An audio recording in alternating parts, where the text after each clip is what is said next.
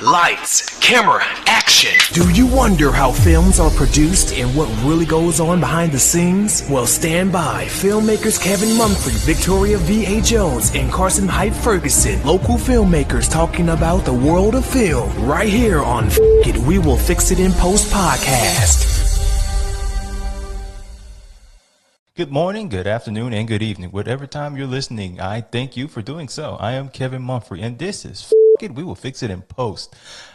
I have my friends with me, Karsten Hype Ferguson. Yo. And Victoria V.A. Jones. What's going on? Today we have another guest. She's a indie producer and director from the Memphis area who now has a new project currently called Election 2020. I introduce you all to Flo Gibbs. How are you doing today? I'm doing good. Thank you guys for having me. It is a pleasure. So first I want to ask you, what got you into the world of film? Oh, wow. What got me into the world of film? My passion for acting really is what really got me to really indulge to the world of film.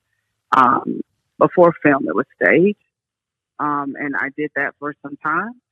And then I went off disappeared into the music scene for about a decade and had a recording studio and was a sound engineer, audio engineer. And so I came back and jumped right back in with a documentary that we released probably back in, I believe, 2016, entitled Mentality Girls Like Us. So it was just my passion for acting is what really got me back into this thing. So what was it about acting that you loved so much that made you want to do it professionally? Man, I remember I was like in the third grade, and I can't remember exactly what this play was about, but I was Priscilla, and I remember I was a pumpkin in the pumpkin patch. I do remember that. And it was the first time I'd ever hit stage, ever. It was just a little small school play, and I had a few speaking parts in it. And once I actually went through this thing, and we had rehearsed it a million times, but when the parents and all the people that we invited to actually come out and see this thing, it was just a different thing. It kind of felt like home. It kind of felt like, oh wow, this is what I want to do. But I had always kind of knew that, in a sense, just from watching television, like, oh, I want to be one of the people that I see on TV. And so, that was at a very young age. And so then third grade happened, that play happened, and it was like, wow, is this it? Like, yeah, I can definitely do this. And so I continued on, man, all the way up into college. So when you did your first, when you played Priscilla, when you was first on stage, like, were you nervous or like overwhelmed or anything, or did it feel natural? It felt natural, man. I'm gonna be honest with you, Kevin. It really felt natural. It was a bit different than I thought, but it felt natural.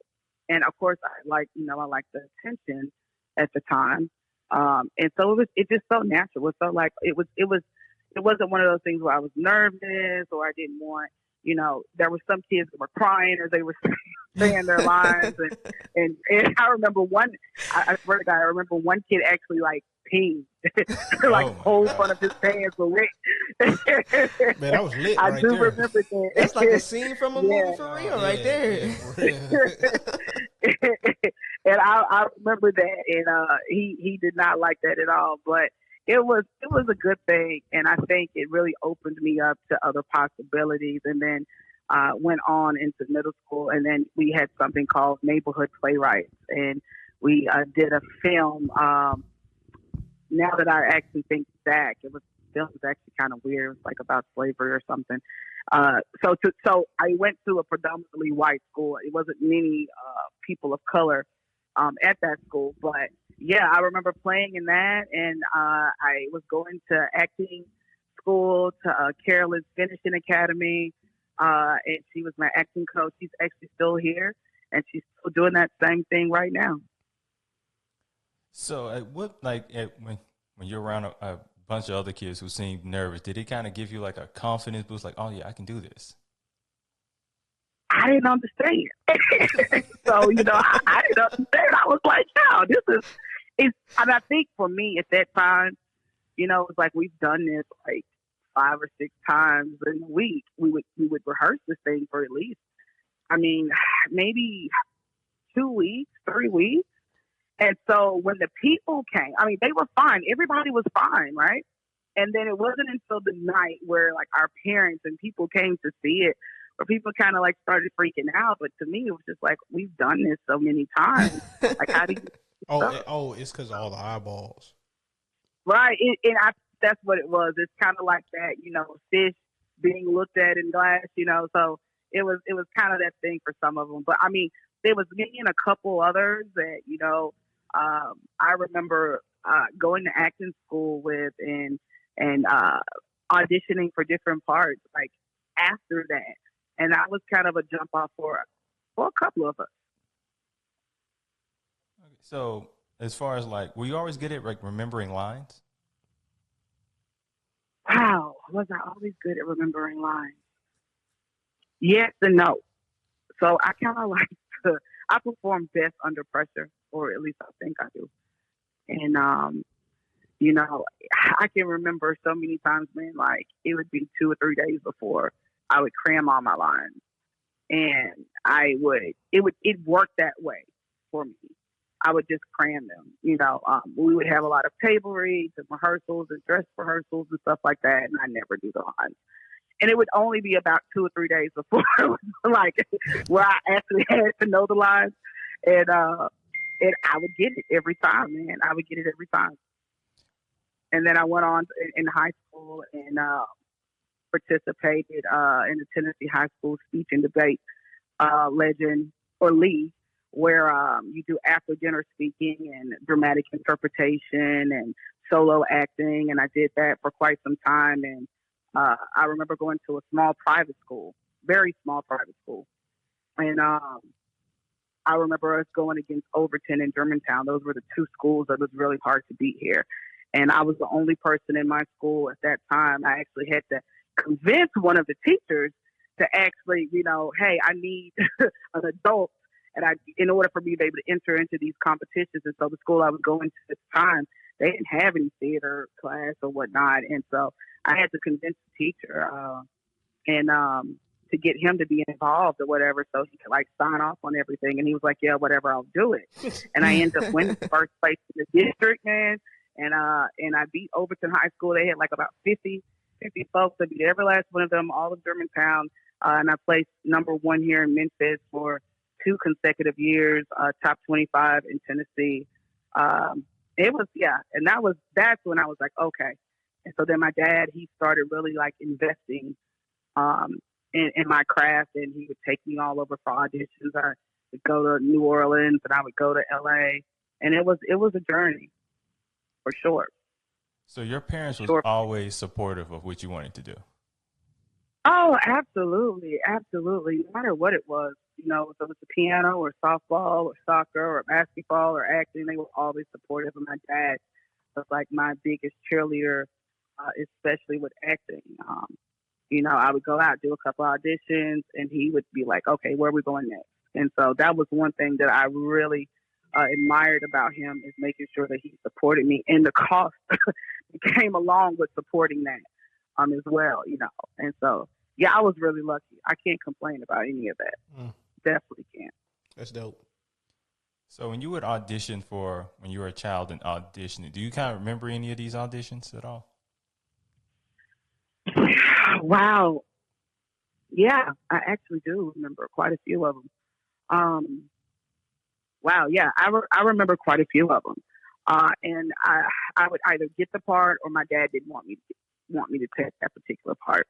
There was a film that was actually here where it was a young Black girl, and she would get sexually assaulted by a couple of grown white men. And my dad was like, "No, you're absolutely." And I got cast. Like, I went out and did the audition, and I wasn't really aware of what I was really auditioning for. I just remember my agent saying, "You need to be there," and so my dad went with me, and I was just like, "What?" so I read the lines, and I kind of had to do some through lining, and I did it. I got cast for the part, and I remember he's like, you're not gonna do that part. Nope, you're not gonna do it. So so that was the one that I remember the most. But then there was a few of them that I actually got and I actually wanted, and yeah, it was cool for sure. So, what films were you watching growing up? Wow, I wouldn't necessarily say film more than I would say like television, right? Moesha was like my favorite TV show, and I was obsessed with Brandy. Like when I say obsessed, it was I don't know what was going through my mind as a teen, but I was obsessed with Brandy and everything affiliated with Moesha. My punishment was to take my television so I could not watch Moesha. Oh man, okay? That's how bad this thing was. Look, I'm gonna tell you right now, I wanted to be down. For real. For real. That's what I'm saying. Yeah. That was just such a huge inspiration, and man, I still watch Moesha now, and I think back to those times, like, oh my God, like that was such a huge inspiration. She was young, she was black, and it was one of those shows that that I kind of like grew up with. You know what I mean? I felt like I grew up with right. Moesha. There was a lot. There was a lot of girls who were black females who were older. Moesha was one of my favorites. You know what I'm saying? There's a lot of black females who looked up to this show, who watched this show faithfully. You know what I'm saying? And who were like, that was their thing.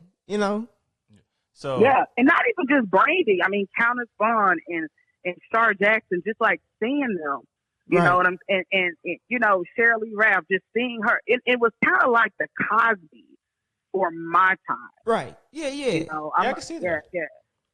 Yeah, absolutely. So with you being do you watch? You say you watch it now. You can still kind of watch. Yeah. I go on binge watches every now and again. So with you being a director, like, can you still watch it and be nostalgic, or are you looking at it in detail? Like, is it harder to watch now? Some of my favorite stuff, I just watch it based off of just my admiration for whoever I'm watching, or the purpose of me watching it. Like, Steve Jobs is a really big inspiration for me. And so the other day I was watching Jobs, and for the 1,000th time, The Social Network is another movie that I really like. And so I watch those movies because those people, they were gifted, you know what I mean, in a way where most people didn't really understand at that time. And so when I watch those movies, it's really hard for me to critique them or to watch them other than just a fan, to be honest. And so I would say that would be the same with Moesha. It's like it's hard for me to watch it any other way than my love for Brandy, my love for, for me, when I watch Moesha, it's like I'm going back down memory lane, if that makes sense. Right. Well, my bad for stepping on you, but the Social Network is a technically sound movie, like top to bottom, from script to dialogue. Yeah. I like a lot of Aaron Sorkin stuff, and then what's the director? Aaron Sorkin was the writer, right? And then director was you talking about for The Social Network? Yeah, yes. For The Social Network. I believe so. Yeah, man, what was the writer's name? Then, either way, they teamed up very, very well together. I watched a bunch of those digital commentaries on them, and all the detail that goes into that is crazy. How much detail goes in that? And then you're scripting out how the guy who runs Facebook, I keep forgetting his name, Zuckerberg. You're scripting out dialogue and how he talks. He doesn't talk like an everyday person. No, no, not at all. So man, that is rough. I mean, and that's the same thing with Jobs, right? So that's the same thing with Jobs. It kind of has that same vibe as The Social Network in so many different ways. I've seen The Social Network, but I haven't yet to see. I can't remember which one Jobs was. You got it, Jobs. I can't remember which one that was. Like, because I watched one a long time ago, and it was talking about Steve Jobs, and I was always fascinated with his story anyway. Like that audiobook was crazy. Like I haven't. Yeah, listened to the audio. It's long. It's very long, but it's crazy. I know one point in time they were talking about like, I think he was like maybe 10, and him and his dad were like doing something, and it was like one of those crazy realization moments. And him and his dad looked at each other, and he was like, it's that moment where he knew he was smarter than his father.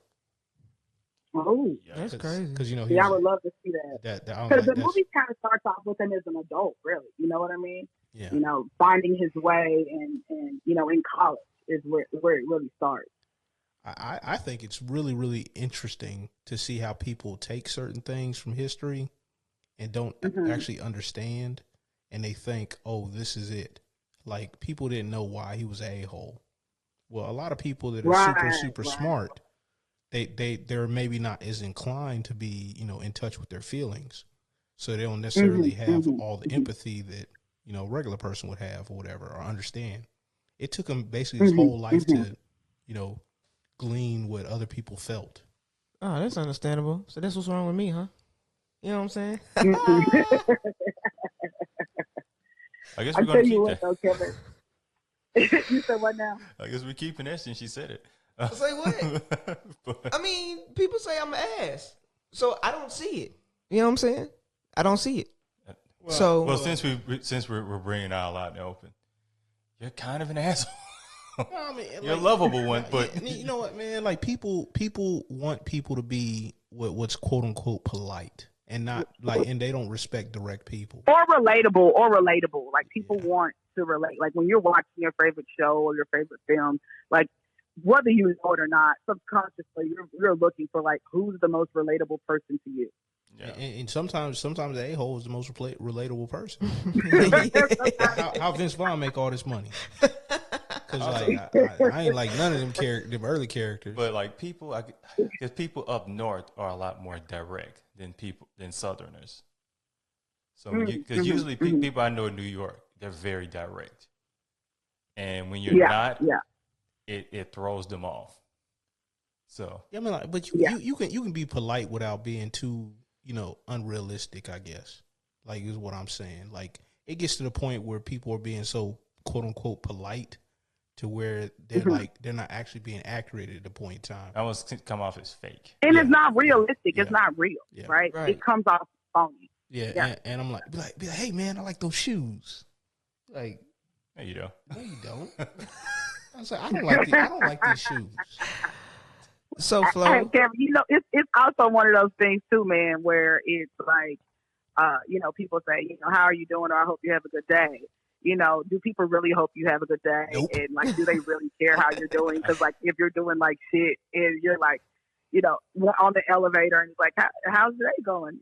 You know, you just say it's going well, it's going good, because we're programmed for that, man. Right. You know, I had to stop that in 2010.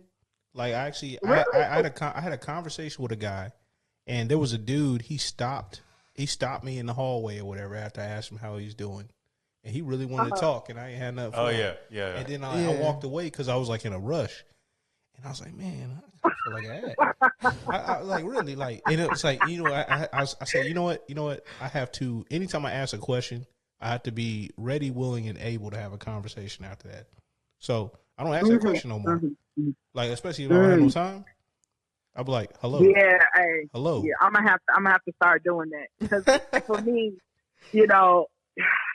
It's kind of like, and then I also, you know, like I guess you would say my day job is local government, and so it's just kind of like one of those things that you kind of get accustomed to saying. You know, you have a lot of elevator rides and with a lot of folks, and you know, how you doing is one of those things. It's one of those small talk moments that we really need to kind of look at to see, like, do you really care?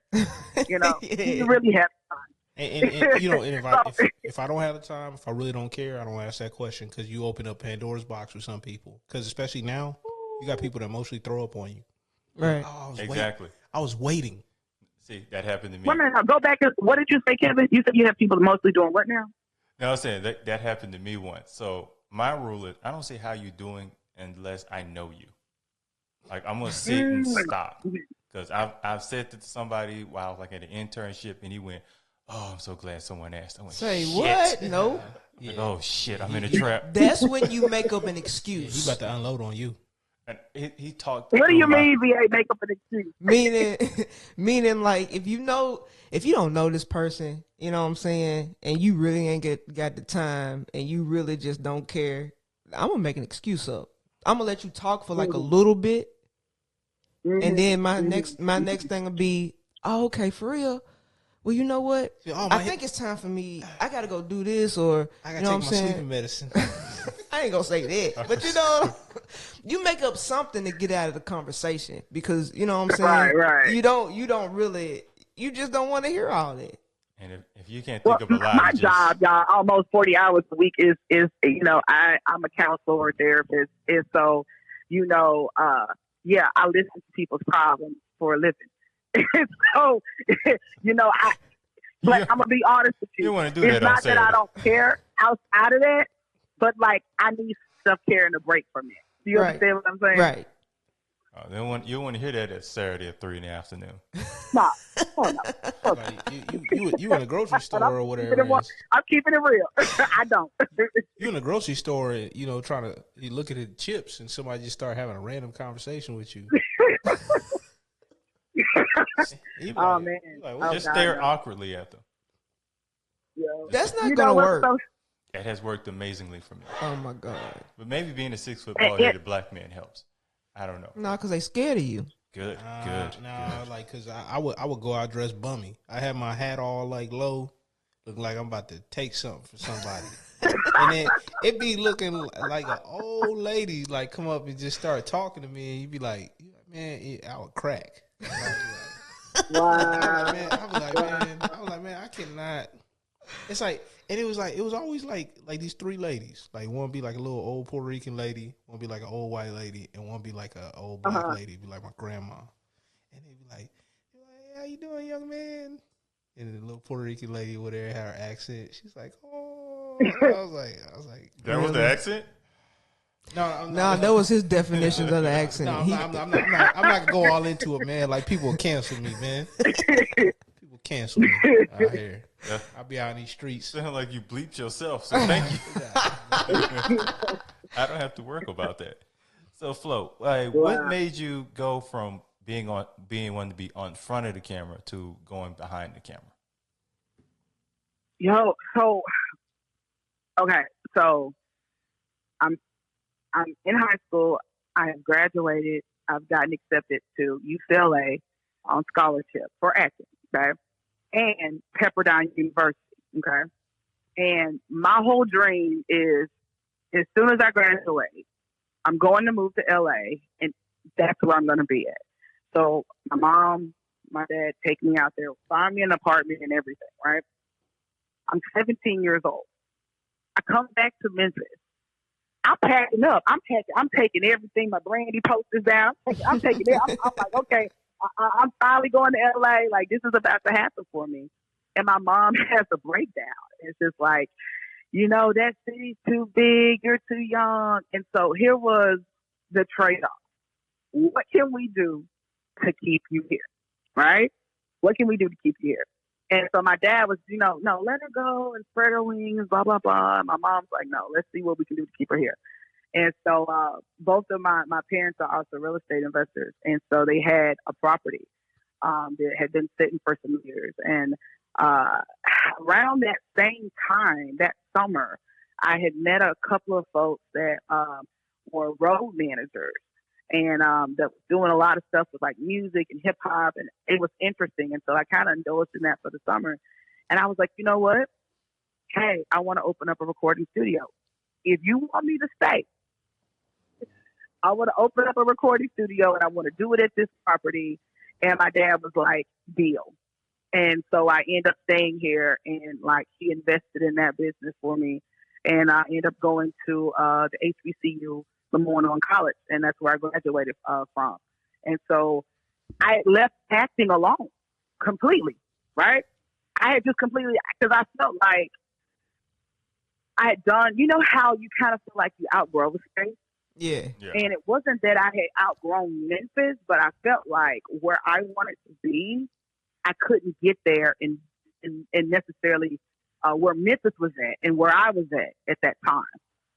And so I said, whatever, I go to school and I did that and I opened up the recording studio and I ended up staying and doing that for 10 years. And then I closed it down like in 2016, around that time.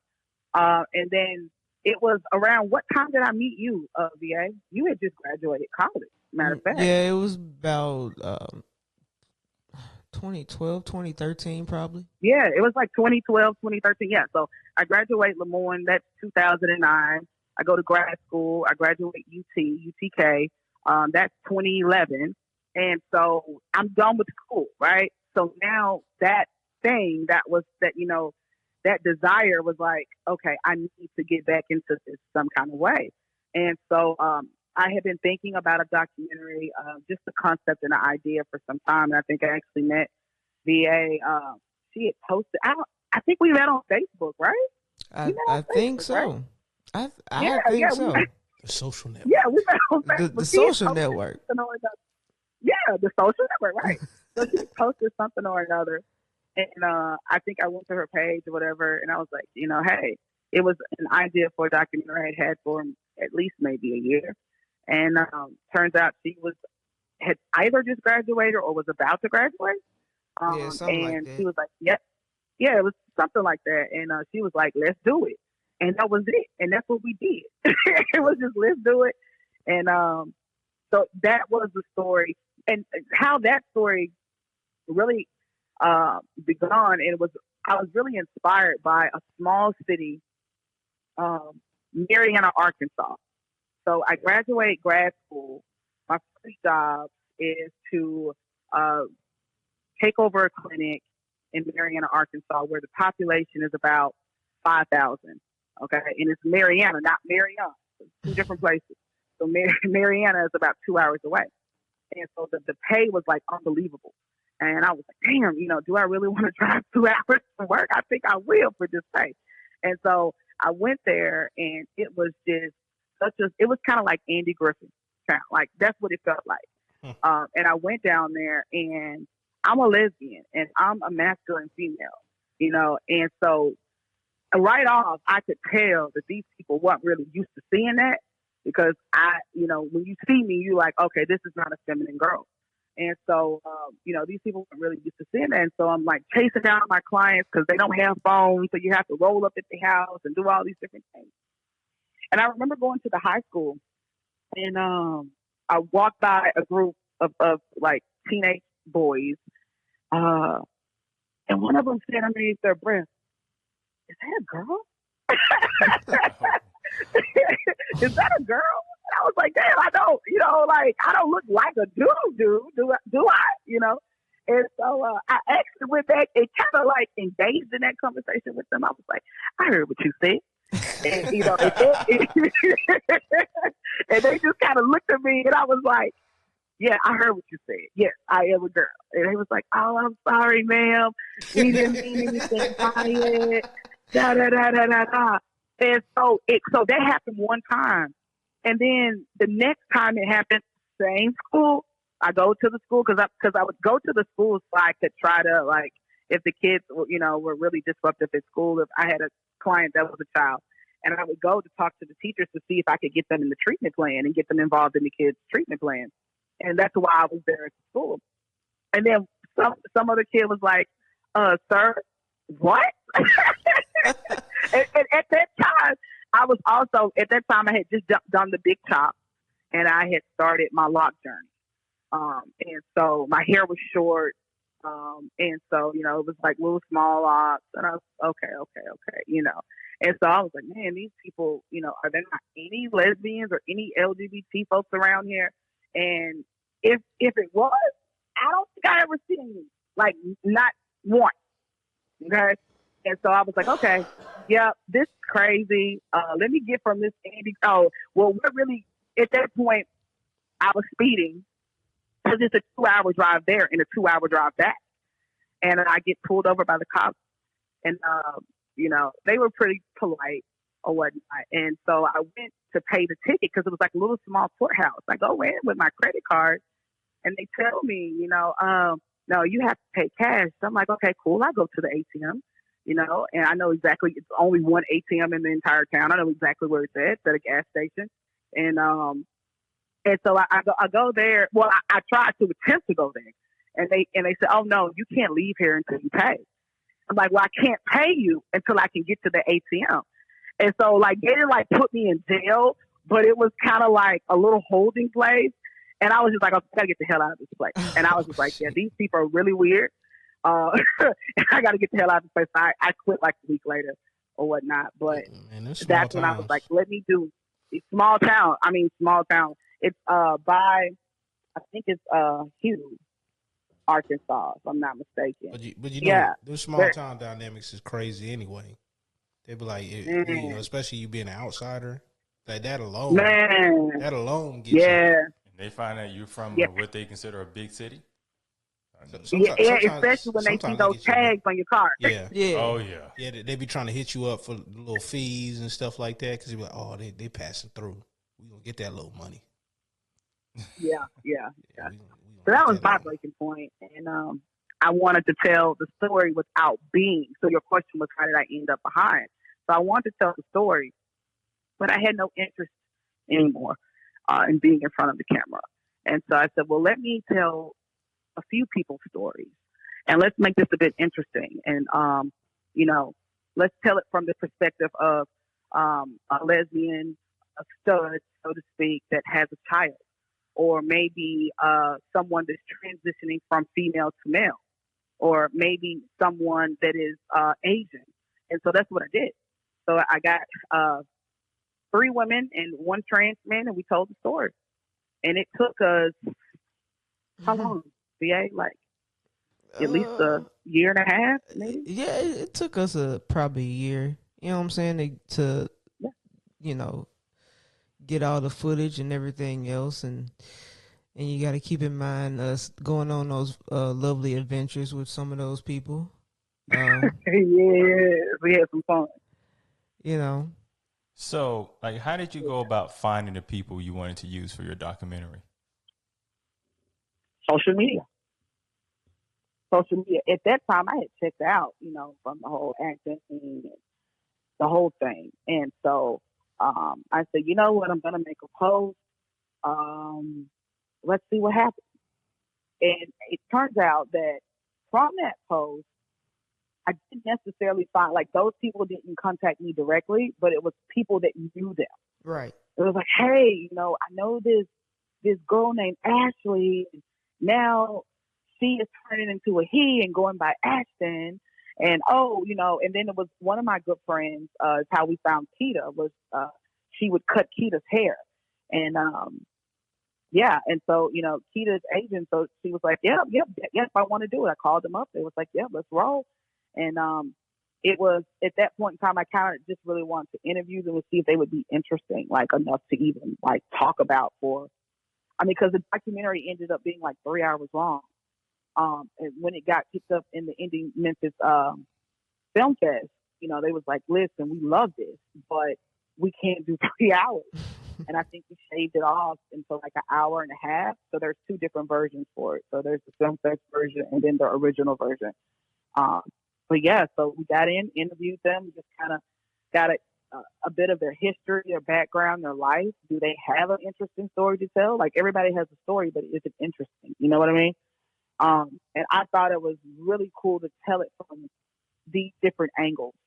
So you're not just meeting one person and assuming that, all of these women that share this experience are the same. You get to hear these people that are having these similar experiences that come from different places and are part of different cultures.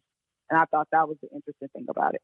And so we named it Mentality, based off the fact that, sometimes masculine lesbians kind of have that thing where people assume that they want to be men or trying to be a man, that type of thing.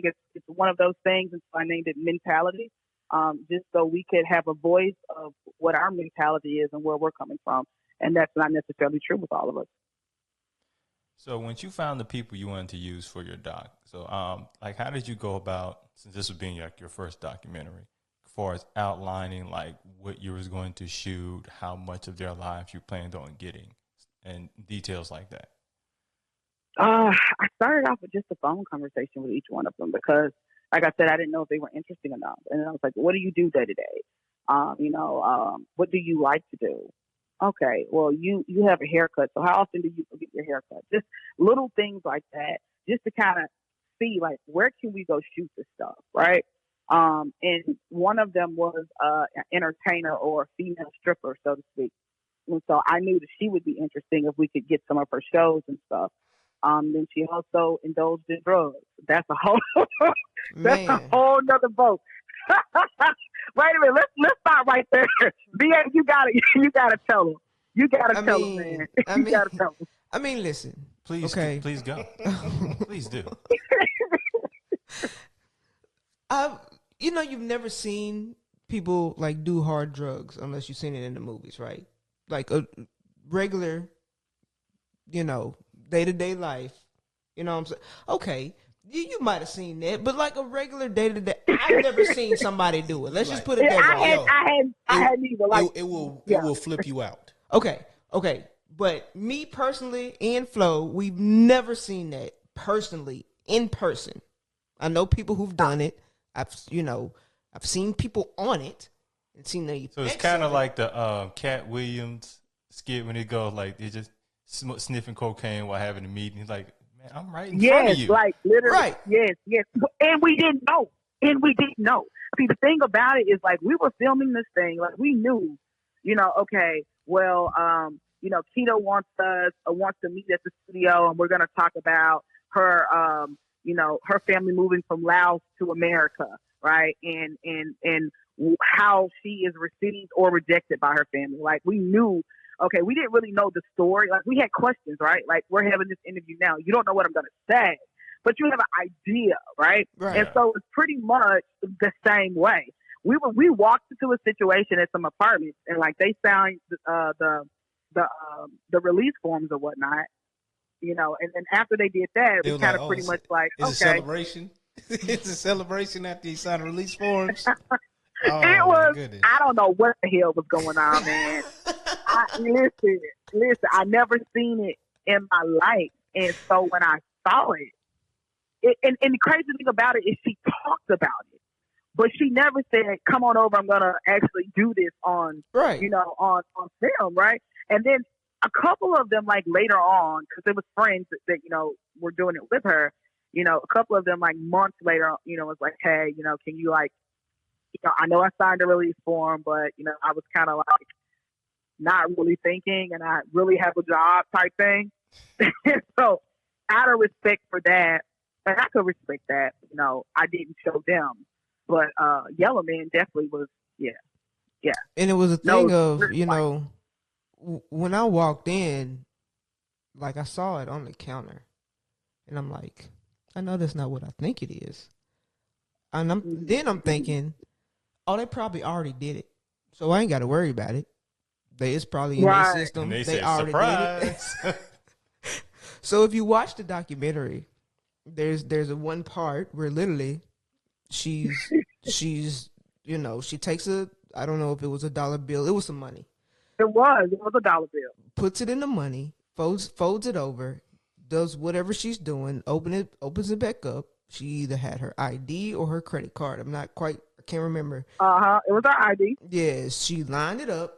It was like in the movie. And I'm like, it threw up a thumbs up at the end. Yeah. It threw up a thumbs up at the end. Threw a thumbs up. While she sniffs it, puts it. Oh, there ain't no props here. You know what I'm saying? And I'm like, this ain't flour. But here's the thing is, like, I know her, right? And, like, at that time, I don't really know her any more now than I did then. But I knew somewhat of her at that time. And I didn't have any idea, And so it was one of those things where I'm like, okay. Wow, that's different. That's real different. I didn't know you were going to do that, But then when you talk to her, like, beyond that and even before that, it's just like, she's really functioning, right? So in my mind, I'm thinking like, okay, these people aren't functioning that, do this. And, like, that you can tell they're high. Right. And she had said that she had been high on several encounters with us, but I never could tell. And I only think the reason we knew then, VA, was because she had actually done it. We saw her do it. Yeah. Plus, they were like smoking and drinking. So they had, a few things going on at the same time. But I mean, she's a cool person. She's an entertainer. She's a performer. I think she lives out in Dallas now, and she travels everywhere performing and dancing. Yeah. And she's married, as well too. She got married in the middle of this thing. Life of the party, huh? Yeah, life of the party. Yeah, and she was the only one that had that story, And then there was Liz, the survivor, who had been a survivor of rape all her life, And her mother. One thing I really liked about Liz's story was one of my favorite stories because it was like I could feel it. You know what I mean? Like I felt like I knew Liz through, like, it was something about her eyes and the way she would tell her story and her experiences. I think there was like a time or two.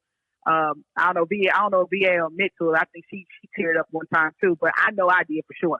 I probably did. Yeah, man. Yeah, she had a child that was a product of rape. Didn't know who the father was.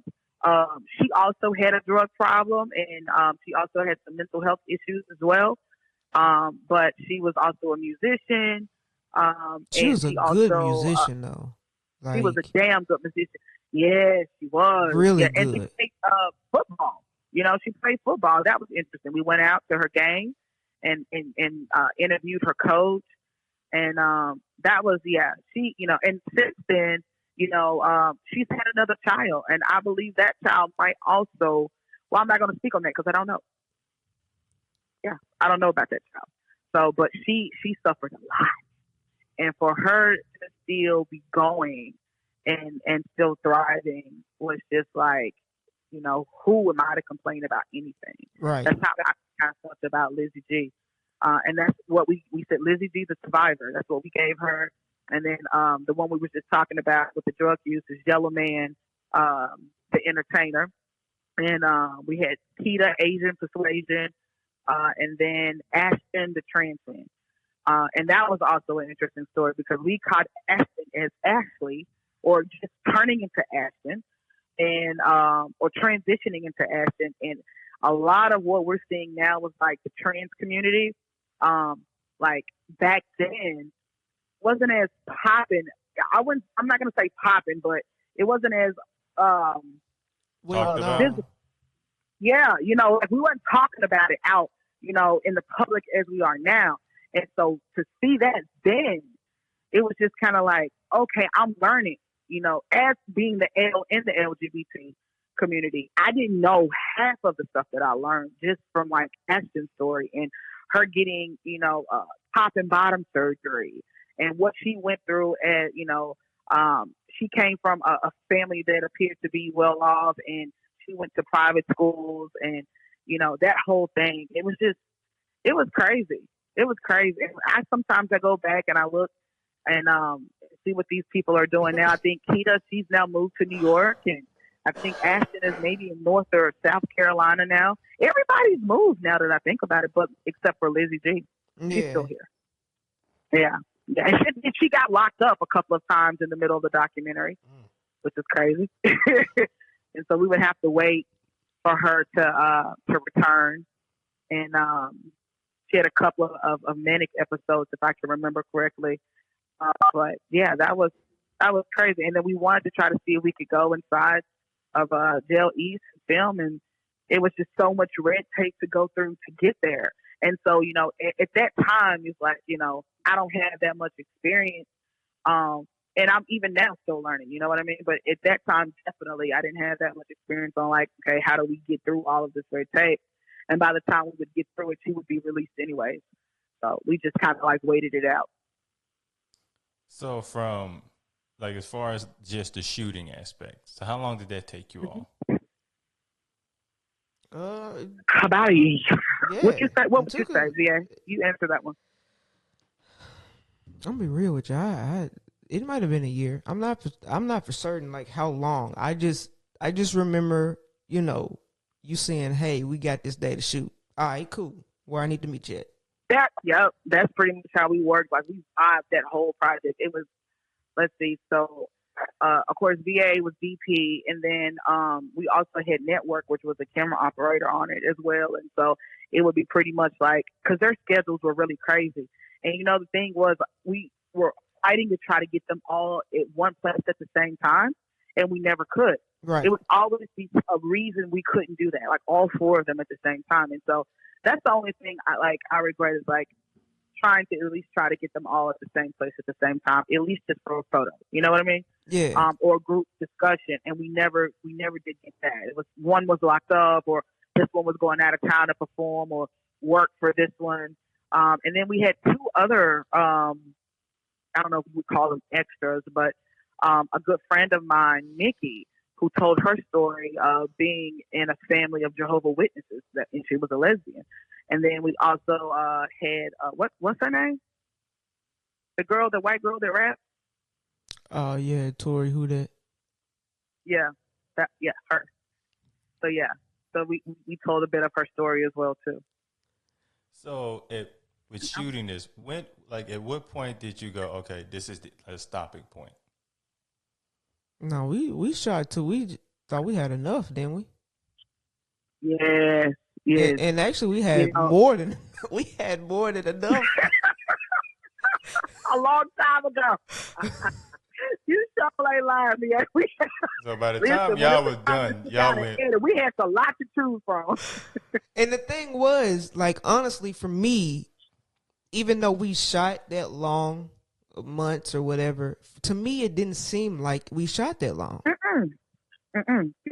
You know what I'm saying? Because we're telling four individual stories. Yeah. And I think that's what really made it seem like to kind of break up the monotony was like, okay, we're going to shoot Ashton today. It's Monday. We're going to shoot Ashton. And then we might not shoot anything else for like another week and a half. And it might be Keita this time. Right. And so that lasts for like, to me, it lasts maybe just a bit over a year. And then it took about that much time for me to actually like really go through all of the footage and to figure out like how we're going to actually tell the stories, because there was at one point in time I said, you know what, we're going to do this in parts because we had so much, and we'll do this like, we're going to release 30 minutes of this and then we'll come back and like just kind of like a show, and I was like, nah, let's not do it that way. Let's keep it the way that we had it. And it turned out to be a 3-hour long, it could have been longer, but I was 3-hour mark was already too long. But we touched so many people, man, like all over the world. Like I still have people that hit me up now, like from all over this country and other countries, from Africa and everywhere. It's just like, this helped them break through, or they were able to show a family member how they felt through this, through this documentary. And so it's been embraced, and it's awesome, And then Memphis, Indie Memphis Film Fest, they picked it up right when we finished it, actually. In 2016, I got a call and they said, hey, love it, but it's too long. Shave off an hour and a half of this thing. And then Out Memphis Film Festival also was interested in it at the same time. And so I think at that time I came to Victoria and was like, listen, VA, we got to figure out, like, do we go Indie Memphis or do we do Out Memphis? And I didn't necessarily think that we should choose Out Memphis based on the fact that, it's an LGBT organization. You know what I mean? I didn't feel like just because it was that. I knew that it would probably be embraced a different way.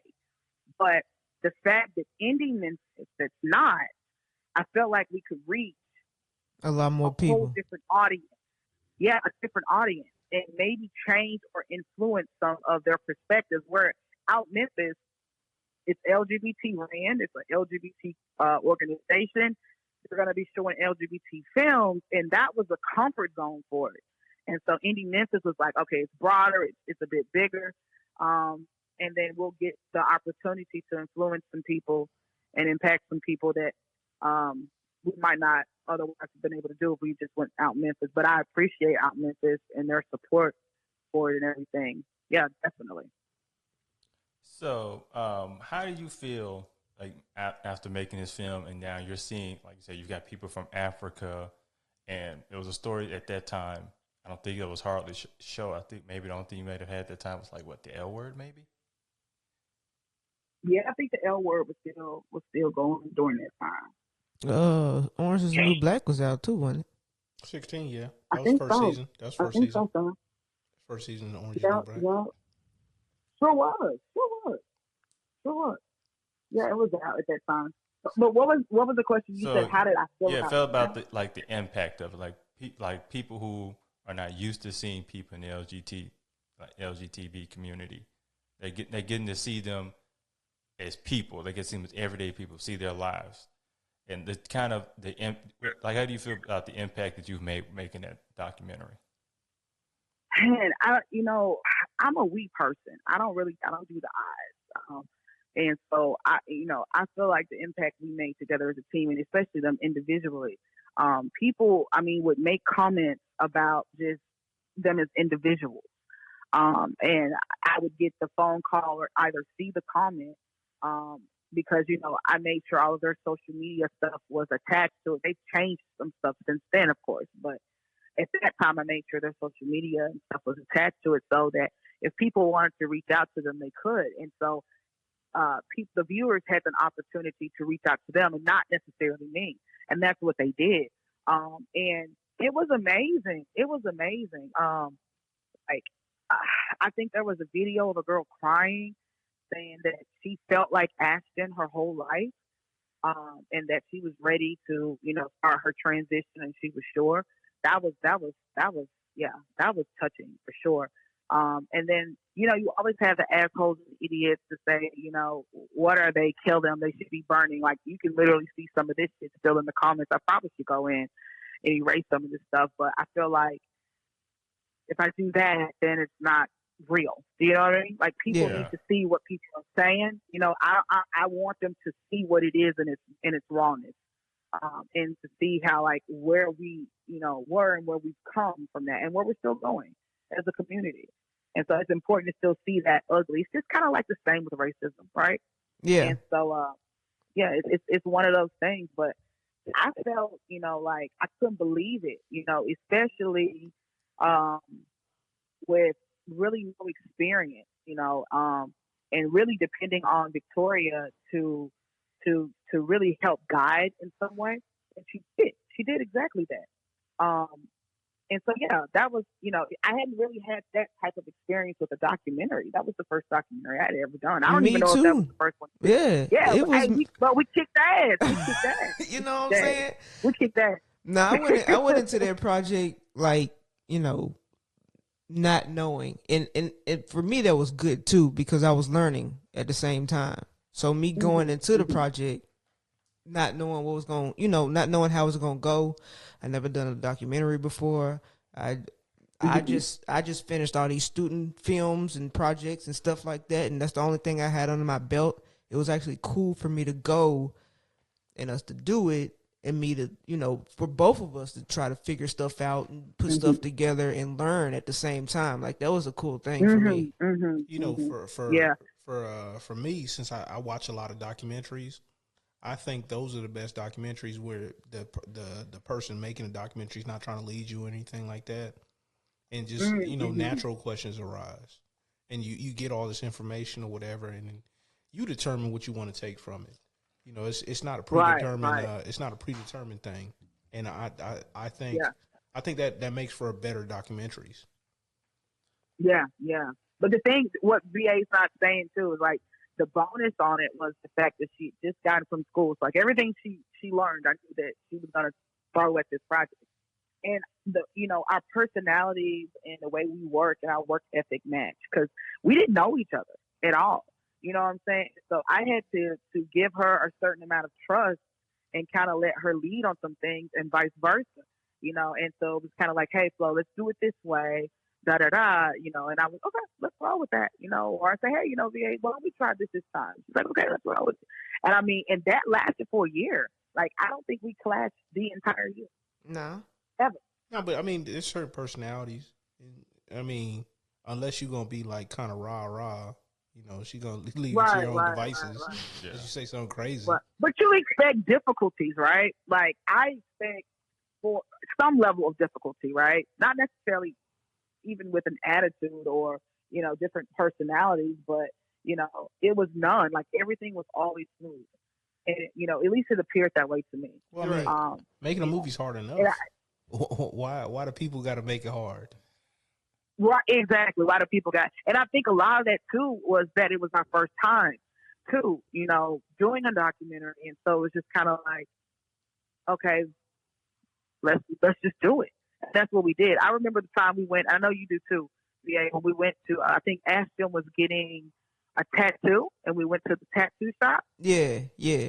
And yeah, it's like even things that it was like, okay, let's go. We're gonna film this at the tattoo shop, okay? And because we didn't want everything to be in a room, right? We could have just said, okay, we're gonna shoot everything. Everybody comes this day, this time, and then we're just gonna have them in this chair. No, we want to get them like in their life, and that's the importance, I think, of a documentary. And so she's like, hey, you guys, we're gonna go get a tattoo. You want to ask me a couple of questions while I'm getting a tattoo?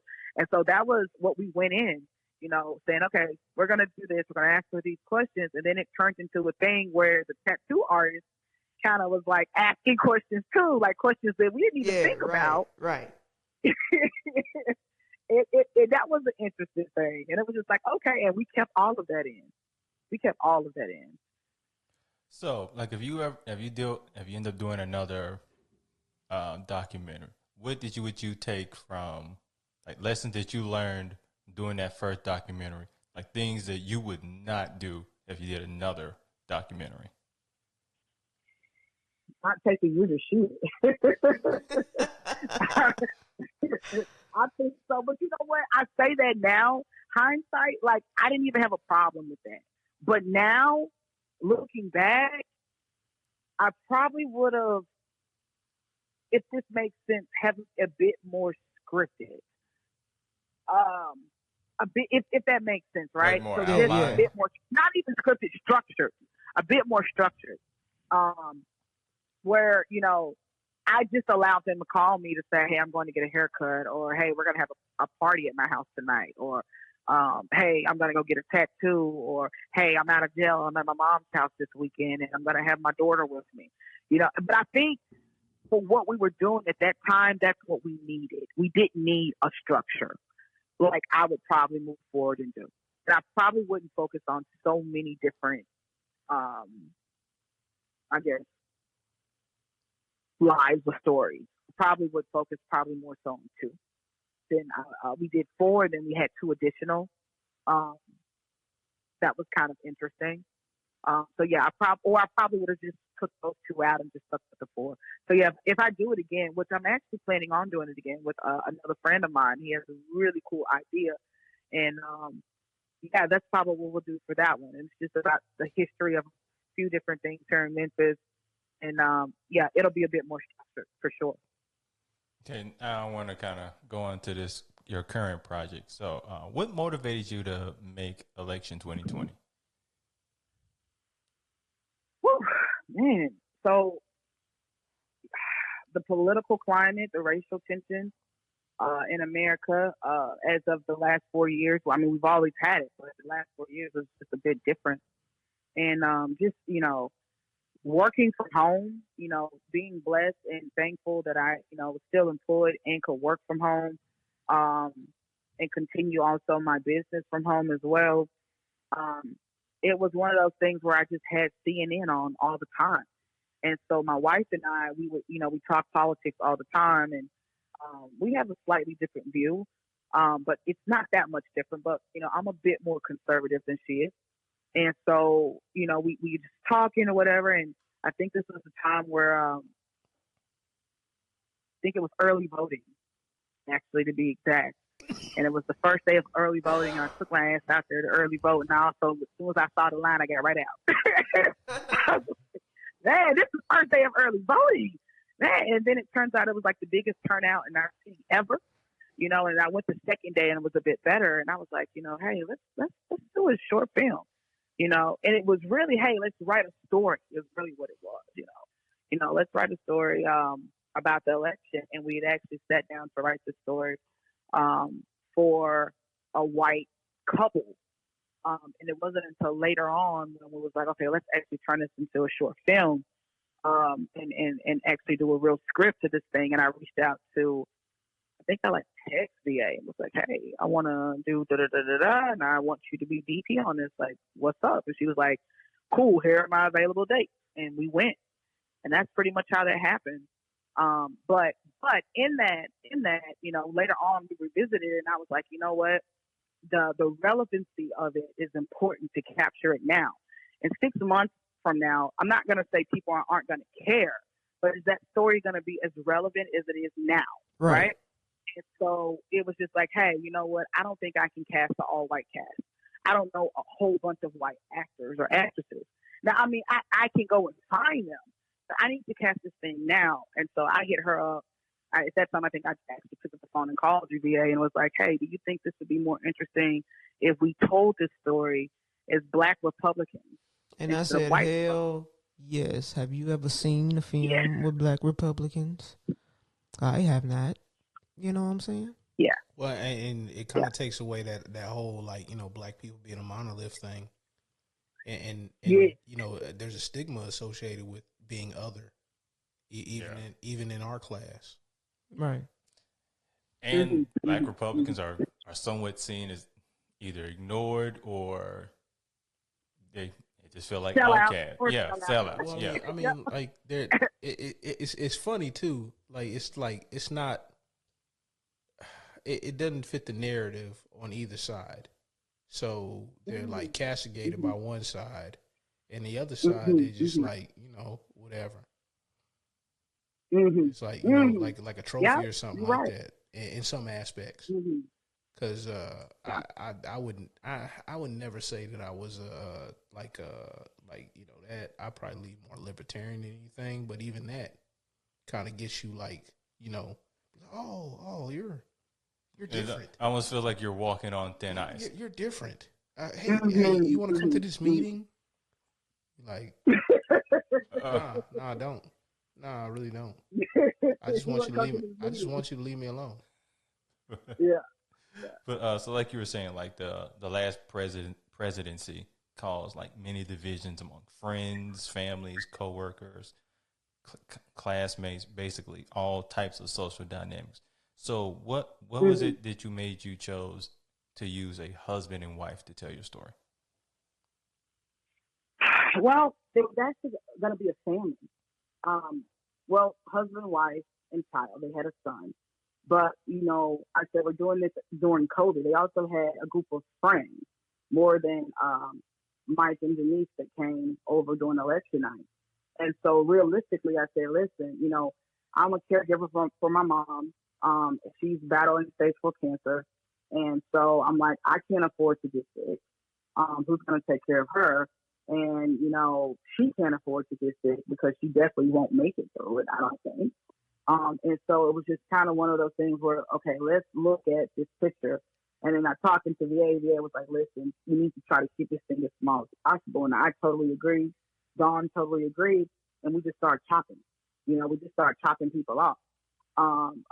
Characters just died right then because we didn't want to die. So it was just like, we need to make this environment as safe as possible. And so it just ended up being a Black couple that is having another Black couple over for election night, and we just kept it that way. Oh, and then of course we had the visitor, the knock at the front door, which was Gloria, played by Sybil Presley.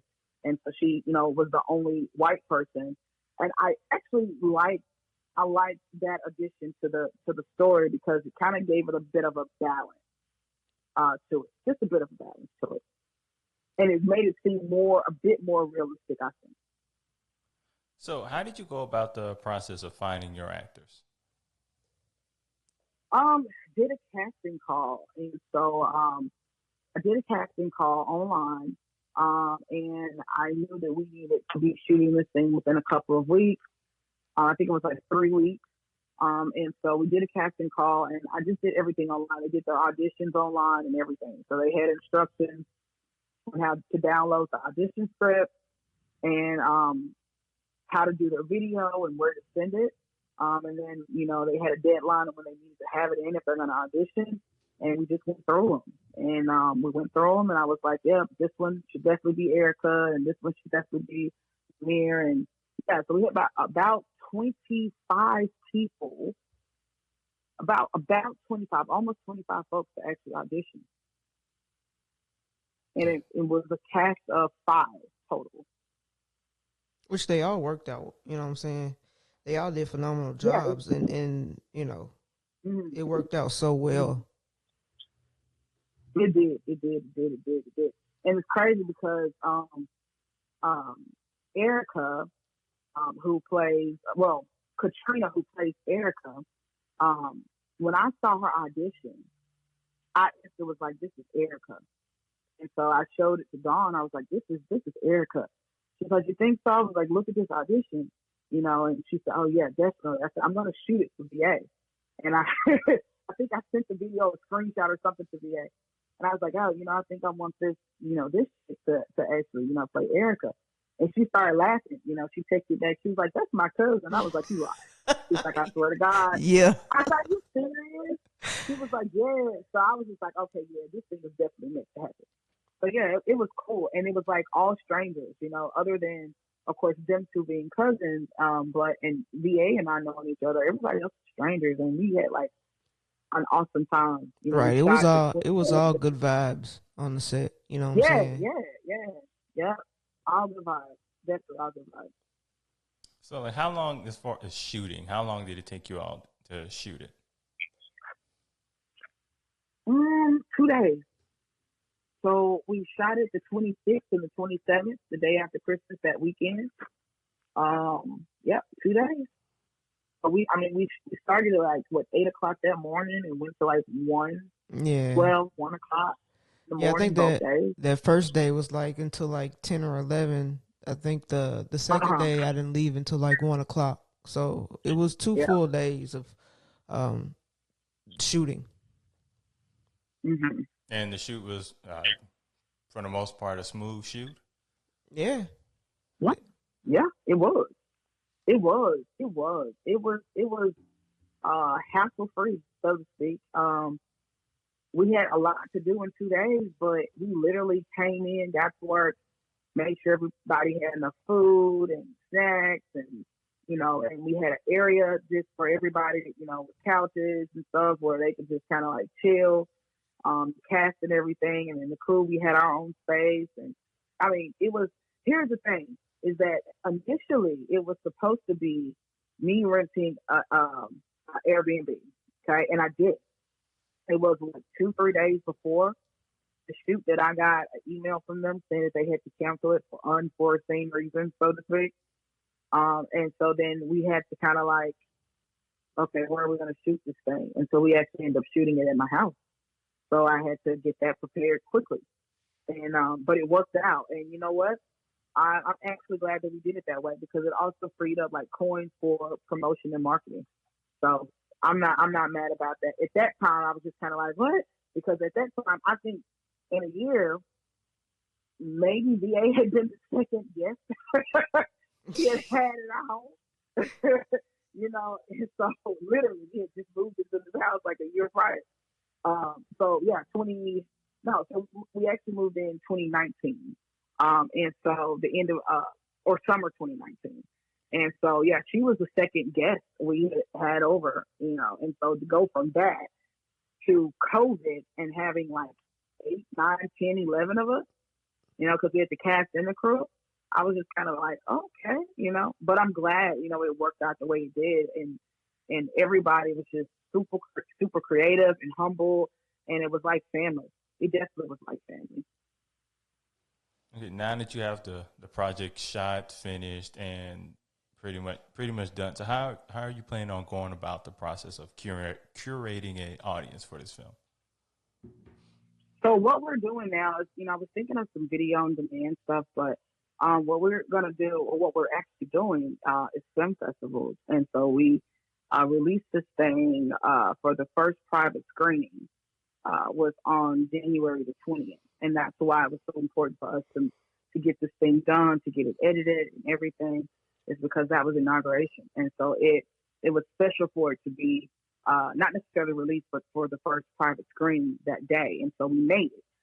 We had the first private screening. We had like over 100 people to actually attend that. And that was really awesome. And then we said we're going to do film festivals because, they have so many different strict rules and policies on how it's premiered and where it's seen and is it available. And I didn't want for us to be disqualified or miss an opportunity because, we just kind of released it.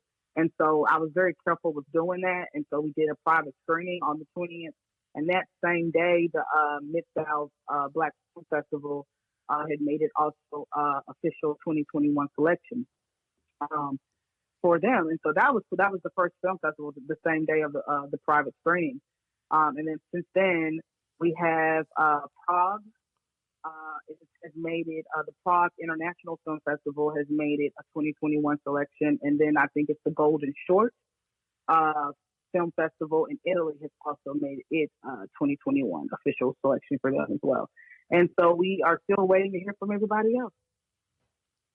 So you're telling your story about Black Republicans all over the world. Yes. You know what? And that's all I care about, right? Right. I mean, that story isn't as familiar. And, it's a short film. It's 20 minutes long. We wanted to kind of, initially it was going to be about 35 minutes long, but we kept it at 20 minutes long. And it's awesome. We have our second private, and I think our last, but it's our second and last private screening is going to be on February the 6th. And so it's an all-day screening. If folks are interested in seeing it, they can just go to election 2020 and it's election 2020-movie.com. And then they can just send a request for the passcode for that day. And then they'll be emailed the passcode and they can watch it as many times as they want. And the crazy thing about it is that this second screening, a lot of folks from the first time are signing back up to watch it again for the second time. And then that'll be it for a minute, at least for another 6-7 months until we get through all the film festivals. I don't want to keep showing it. And I'm really, not that overjoyed and, about trying to show it the 6th, especially with the Mid-South Black Film Festival showing it the 22nd through the 28th. So that needs to be the last one so that it can do what it needs to do in the film festival arena without us, constantly exposing it. So it seems like you have a kind of knack for telling stories that aren't normally told. Do you feel like that's a route you want to go as a filmmaker? Absolutely, man. Absolutely. Controversial stories. And just stories that aren't usually told. Or maybe it's the story that we're familiar with, right? But it's not necessarily, we're not, seeing a Black cast isn't seen that way or in those roles. And so, yeah, that's definitely something that I definitely want to continue on. And just some stuff that's thought provoking. Just make people kind of think outside the box just a bit, not too much. Not telling the same story the exact same way. For I'm a Puff Daddy now. I'll be like, yo, we invented a remix. I was like, there's something special. There's something special about coming from a different angle. You know what I'm saying? Like, I tell people all the time, I live in a remix. You live in the remix. I live in a remix. So I'm gonna end it with this last question for you. For somebody that wanted to started in making films, like what would you advise them? To shut up and listen and be around people that know more than you, even if they're not that great, but they know more. Put yourself in a position where you're in a place where you can learn and watch and learn. Ask questions. I tell folks all the time is, if you have a story, it doesn't have to be perfect, but you got to start somewhere, right? Right. And so just start, even if it doesn't turn out the way you want it. But the biggest thing is to be quiet, listen, and find you a mentor or find someone that has some experience, even if it's not a whole bunch more than you, but they have more than you, and it's a starting point. Just start and keep going. It doesn't matter. Don't be intimidated. keep telling your stories and just keep telling them. And until you get to the place where, you know, it's like second nature, right? And so that's kind of where I'm at right now. It's like we have another film that we're shooting next month called Happy. And so, you know, Tyler Perry, a lot of folks have their feelings about Tyler Perry, but as a businessman and what he has done, you know, with his studio, with his production company, is an inspiration for me. And he likes to recycle talent. And so that's my plan, is to recycle talent. And, you know, and especially the folks that are seen in election 2020 will be seen in many more to come of my work anyway. Respect the hustle. I believe in loyalty, you know, and so I want to kind of stay loyal to the same folks. There's actors, they have great, incredible talent, and they have great personalities. I think that's one of the most important things. And then it'll also allow me to be able to grow as a director as well. You know, maybe that's what you took from the stage piece, because a lot of acting troupes would go from place to place. And you see, like, even in Hollywood, there's like little you know, what do you call it, little groups or whatever, people that kind of hang together. You see, like, this actor, this director, they're always doing that, or this writer, this like director. Adam Sandler has his troupe. Yeah, oh yeah, like even if you went down to like the Lonely Island, them cats, because I met the dude that does the editing for SNL. I went to one of the workshops up in Indianapolis. Okay. And my man, he said, man, I would love to do their stuff, but they're all in house. So they got people that they came up with, and they like, yo, we made sure to put our boys on. Yeah, I think that's important, right? Yeah. Because, you know, especially when you're like on the indie level, right? Because like it allows you know what you're getting yourself into. And I've heard like so many horror stories, like even with, you know, the cast for election 2020, they was like, oh, Flo, you know, I went to this and it was, you know, crazy and disarray and everything was right. And so I was, you know, listening to those stories, I was like, really? Wow. Okay. You know, and so I'm glad that I'm not, you know, headed that way. But, you know, another thing I would say is professionalism. Like, be professional, you know, keep that at the forefront. Be professional. Get the releases signed, you know, have a protocol, have some structure, and set a standard too early on. That's what people want. People will respect you. That's what people will want. respect you. People want you. That. Yeah. They want that. Yeah. Well, Flo, I would like to thank you for taking time out to talking to us today. Most definitely. Yes. It has been a pleasure. I appreciate it. I appreciate the invitation. Oh, no. It has been a pleasure. This is Kevin Mumphrey and Victoria V.A. Jones and Karsten Hype Ferguson. Yep. And this is We'll Fix It in Post, and that is a wrap.